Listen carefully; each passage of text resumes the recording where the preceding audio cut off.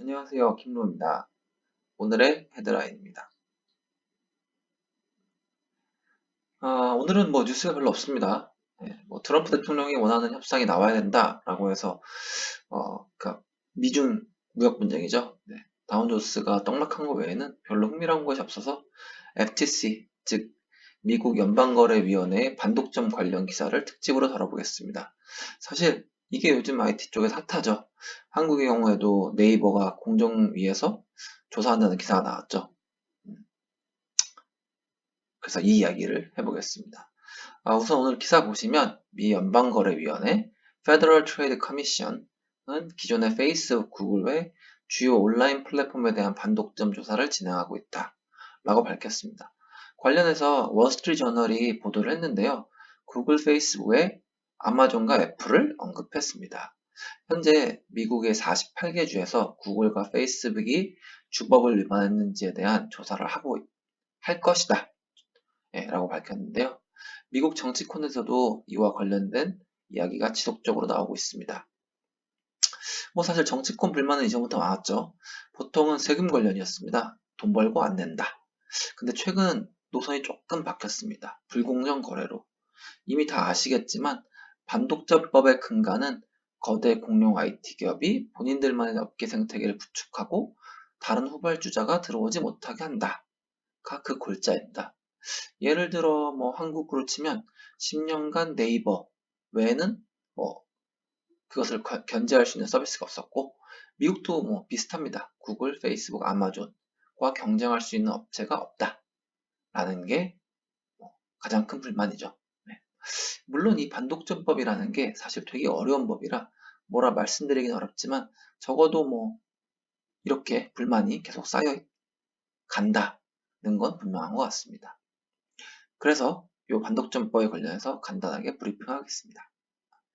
먼저 반독점법이 뭔가라고 알아야 되는데요. 이 법의 이제 기원은 존 셔먼이라는 분이 발의한 셔먼 액트에 근간하고 있습니다. 사실 이 법을 처음 발의했을 때는 법안이 좀 난감해서 사용이 안 됐다고 하네요. 좀 웃기죠? 보통 법안이란 게 당시 사회적 이슈 때문에 발의되고 바로 적용되는 경우가 많은데 이건 약간 미래를 바라보는 법이었죠. 이렇게 미래를 바라본 법은 1910년도에 드디어 빛을 발하게 되죠. 바로 루즈벨트 대통령이 이 법을 기반으로 석유왕 록펠러의 스탠더드 오일을 34조각으로 쪼갭니다. 물론 저 조각난 회사들은 나중에 우리가 다 알만한 회사가 되지만 아무튼 제대로 쪼개지죠. 그 외에도 노던 시큐리티스와 1980년대 AT&T가 반독점법 철퇴를 맞습니다.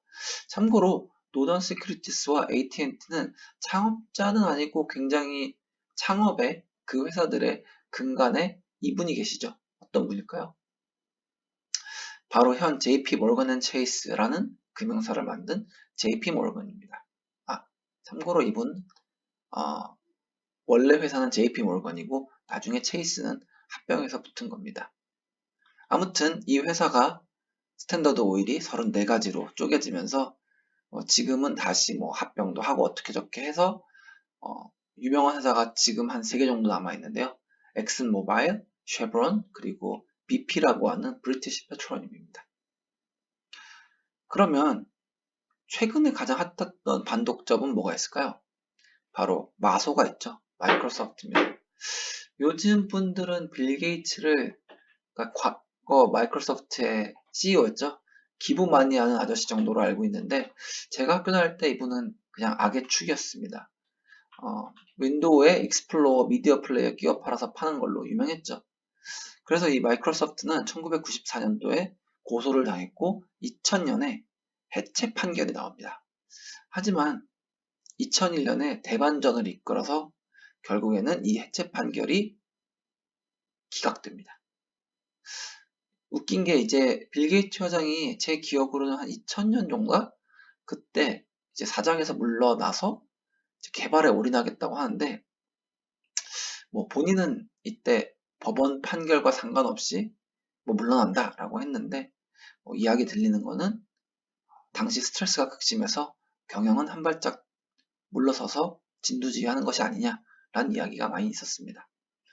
아무튼 2001년에 항소를 통해서 미국 내에서는 반독점법의 그물에서 벗어났는데 유럽에선 그딴 거 없죠. 네, 2007년 1조 140억 원의 과징금을 때려 맞습니다.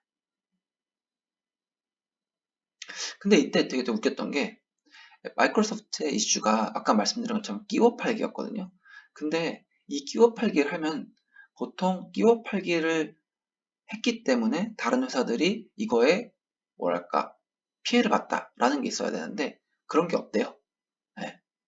이게 되게 이번 반독점법의 메인이 되는 건데 구글 페이스북으로 넘어와서 저 핵심이 어떻게 바뀌냐? 바로 시장 지배적 위치를 이용했다는 거죠. 그러니까 끼워 팔건 숨겨 팔건 뭐 하건 상관없고 네가 시장 지배적 위치를 이용해 불공정 거래를 했다 그러면 이게 반독점법에 위반된다는 겁니다. 사실 뭐 그렇게 생각할 수도 있습니다. 예를 들어 경쟁자가 없어요. 그럼 손해도 없겠죠. 왜냐? 경쟁자가 없으니까.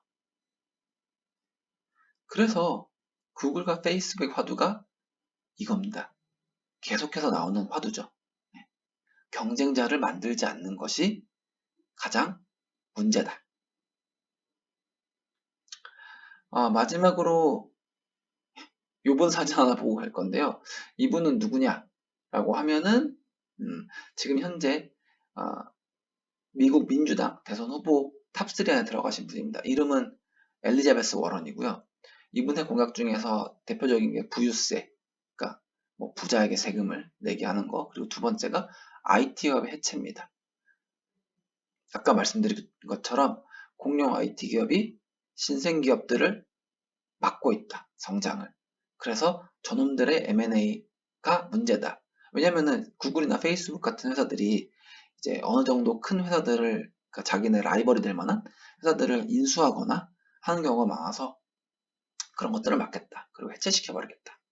이런 공약을 하셨죠. 예.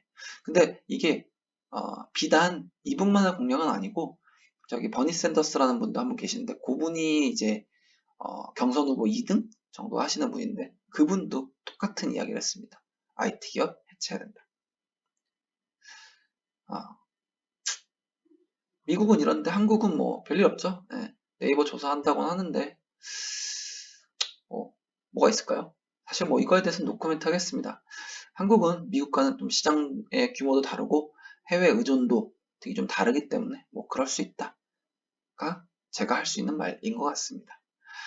오늘의 영상은 여기까지입니다. 시청해주셔서 감사합니다. 내일은 재밌는 뉴스로 찾아뵙겠습니다.